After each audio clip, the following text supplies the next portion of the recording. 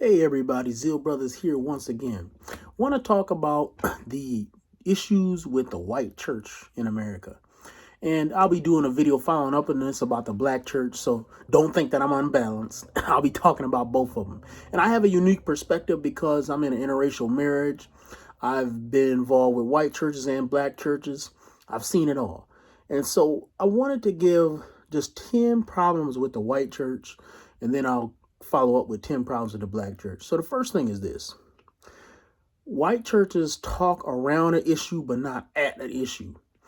And the reason for this has to do with a little bit about, and we could talk about communication differences between white and black people. But one of them is that for white people, talking directly to an issue can be considered to be rude, right?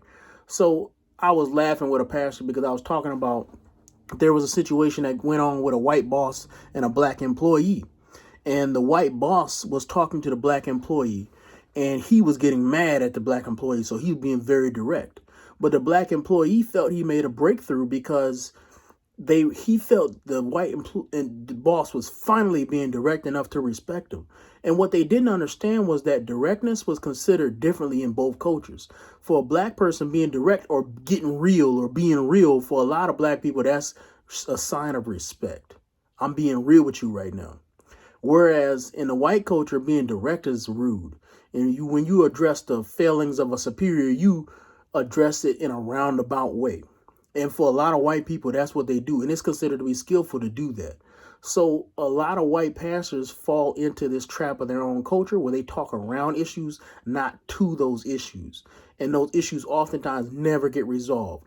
I've had things where a situation where there's been a conflict between two individuals and there's been a pastor who is mediating it. And you would have thought that he would have been able to solve the issue. No, he waited, made it so much worse because he never could address the real issues that we were dealing with. He talked around the issues so many times that by the end we was spun around. We didn't even know we was talking about anymore. So this is a problem in the white church. They like to talk around issues, not at the issues. They'll literally bring a person in because they wore a skirt that's way too small and talk about everything except for that skirt and hope the person gets it. Second issue is with the problem with the white church that they prefer information to knowledge. Now, this one I have to explain, and I was going over these 10 with some pastors that I knew, some white pastors that I knew, and they agreed with me when I finally explained it. For a lot of white cultures, knowledge, let's think about what the difference between knowledge and information is. Knowledge would be an understanding of the scripture, right? So if I told you to define what grace is, that will be knowledge. But if I told you the definition of a Greek word for a white congregation, that would impress them. If I filled them in on a quote that they had never heard before, or if I gave them just some little tidbit, something to show that I had an academic pedigree, that would buy credibility in their eyes, and then they will buy the rest of my talk. So for a lot of white cultures, they'll have a sermon, right? And black churches do this too. But they'll do this thing where they have a sermon and it'll just be an introductory sermon. And it literally will be a Sunday about nothing. It'll be about the book, about the book. You think I'm exaggerating if you haven't been there.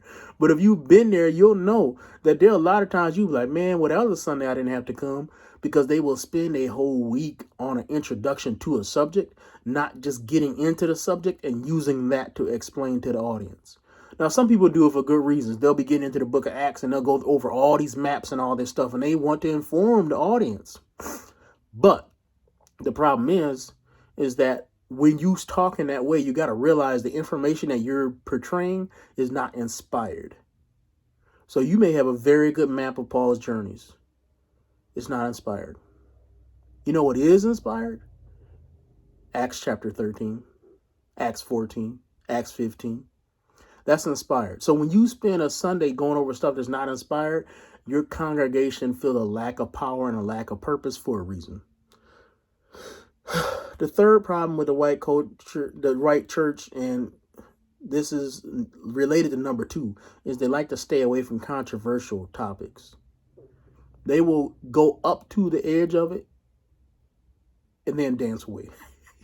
you will be feeling like they're playing with you, right? Because they will talk about an issue and you be like, ooh, they finally finna get there. And they be like, well, I'm not going to get in no controversial issue because I don't want to do. And I'm like, if the topic is addressed in the scripture you're preaching, just get into it. But they don't want to do that. Here's a fourth problem with the white church is a lack of participation. A lot of times for a white church and for white people, they are very organized. And a lot of times they'll have these plans and they'll plan out like their whole week or their whole year or their whole month in ways that is more than what I have seen in most black families. Most white families plan a lot more than black families do. And that's not either. I actually would think that that is a good thing to their credit. But the problem with that is that they plan so much and they don't leave place for the church. So they'll plan a volunteer thing and they'll plan the whole Saturday. And then the church say, hey, we want to do something Saturday. Oh, my family got this. My family got that. Their family has so many plans. And it's like, where can God fit in? There's no place for him. And this is a general problem with more organized individuals. Organized individuals like to plan everything. So when something unexpected occurs, they feel like that's a huge problem. And they also have a problem with spontaneous individuals. But the problem with God is that God does not always reveal all his plans right away. So he may give an unexpected opportunity and you simply have to act on that. But then all your plans you made go in the garbage. And a lot of people don't want to waste all the effort they put into those plans. They love those plans. But the truth of the matter is that your plans are not better than the opportunity that God just gave you. By him doing that, he revealed a new plan. And a lot of people just can't take that adjustment. They can't call that audible. And that's generally going to be a problem with the white church, just a lack of participation.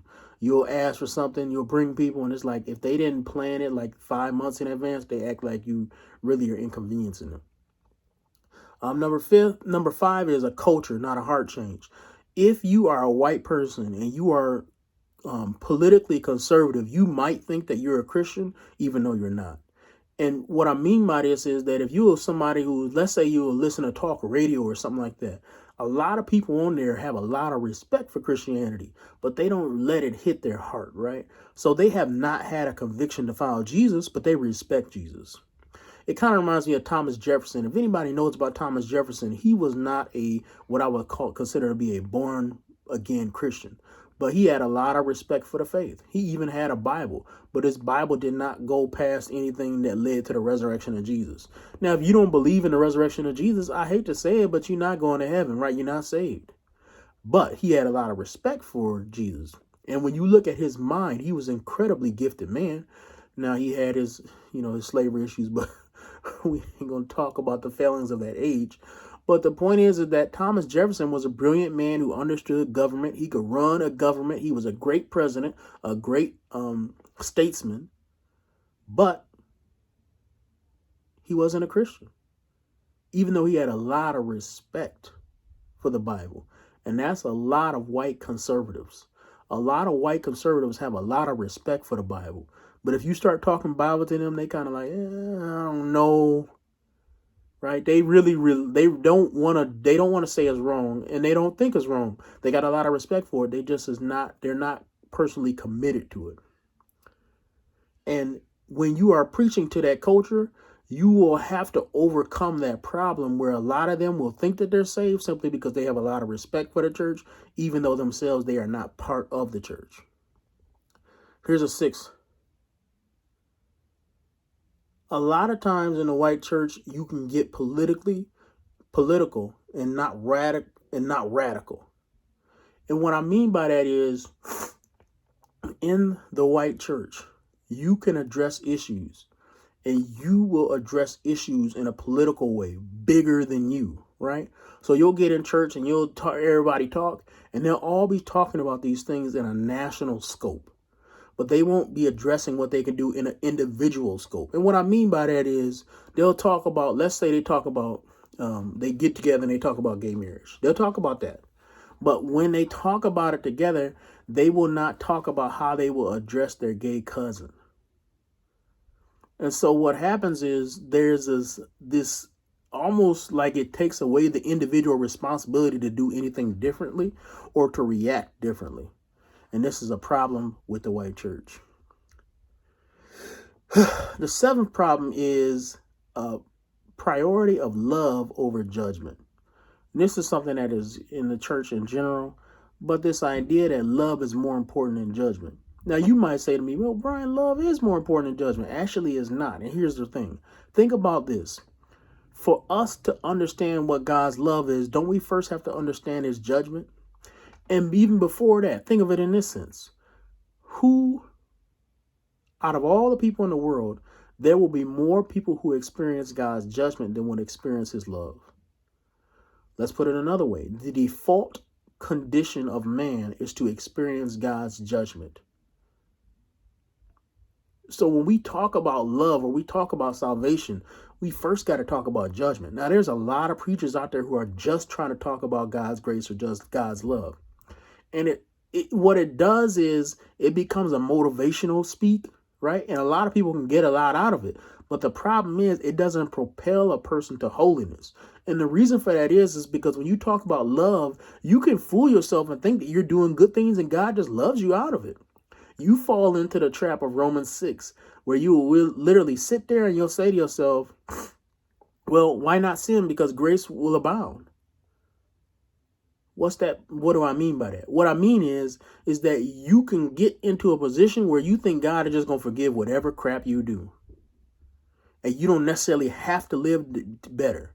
You don't have to push yourself. You don't feel any force to push yourself because you've preached and understood a love gospel without a judgment gospel.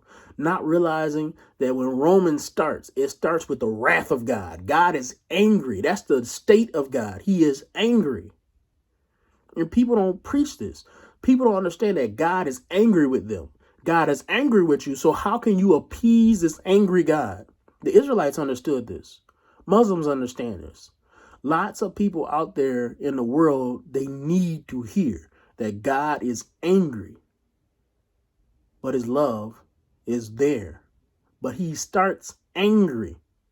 And how can you appease this angry God? Well, he's not irrationally angry. He has a reason why he's angry. And that's what leads to the gospel. The gospel doesn't make sense if we're not saving anybody from anything. Another way to put it, and I said this in another video, but it's true. What's the point of Superman if nobody's falling from a 50-story building? What's the point of salvation if there is no sin? What's the point of love if there is no judgment? We need to preach love, but we need to preach judgment first. The eighth problem with the white church is that they are afraid of individuals standing out. It goes to almost a laughable level. Now, listen, I understand some of the dangers of it. Some people are just prideful and they become enemies of the church because they go forward too fast. I think of a guy, I forget his name, and I'll have to look it up after this video. But there was a famous young guy who wrote books about how he kissed dating goodbye and all this stuff. He was young. He had known nothing about dating, though. I mean, he was too young to really have a lot of experience in this. And then he turned away from the faith and I wasn't surprised because he had got all this attention because of his book that he wrote really was based off of nothing. And then all of a sudden he turns around and everybody's shocked. And a lot of white churches, they see things like that and they just pull back from the individual ever standing out.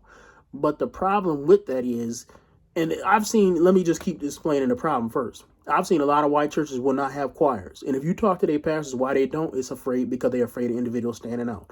A lot of them will not prioritize praise ministries, even though they'll have very gifted people in their church. And the reason they don't is they don't want individuals to stand out. A lot of them will do these weird rotations with praise, or they won't let somebody who is better than somebody else have more opportunity. Or they will do things where they'll have a really gifted pastor and they'll try to rotate him out because they don't want the congregation to love him too much. And I talked to some pastors about this. And the problem with that is it is not giving opportunity based off of God's sovereign choice of giving gifts. I think there has to be some balance. And the balance would be this. If God gifted an individual, that person is going to have to fight internally with that pride that they might have. And you might have to help rein them in from time to time. But that is a battle that has to be fought. it's better to fight that battle than to have somebody extremely gifted and not use them. Because then when you get to heaven, God is going to ask you, I gave you all these resources. What'd you do with it? And a lot of people are going to say, well, I was afraid of using it. Well, that's not acceptable. So fear is a big problem. Here's the ninth problem with the white church is humility as an excuse for cowardice. A lot of times in the white church, they will not lead directly. The style of leadership where like a commander is in front of his army and he charges and say, man, we have to go to battle. That style is really, really frowned upon. And the reason that is frowned upon is because there's a need for building consensus. And don't get me wrong, in most cases, building consensus is the better way to lead. But the problem is that there are times when you have to stand out. So think of Moses. Moses telling the people, no, we need to go to the promised land. Everybody except for Joshua and Caleb said no. There was a need for him to stand up. Think of Paul. Paul wanted to go to Jerusalem. Everybody said, don't go to Jerusalem, Paul. But Paul knew the will of God that he had to go to Jerusalem and that he would suffer. He was okay with suffering.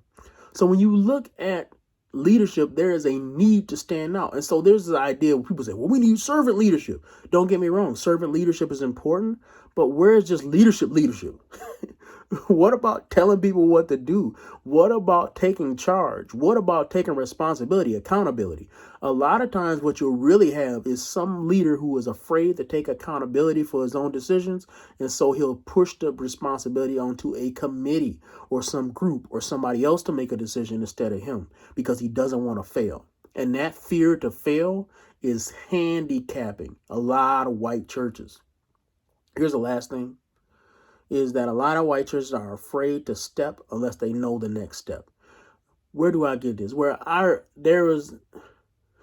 church has had financial problems for a long time. And so I knew a lot about church finances. And I went to another church, and this church did not want to improve the pastor's pay. And I was like, oh man, they must be in a very bad financial position.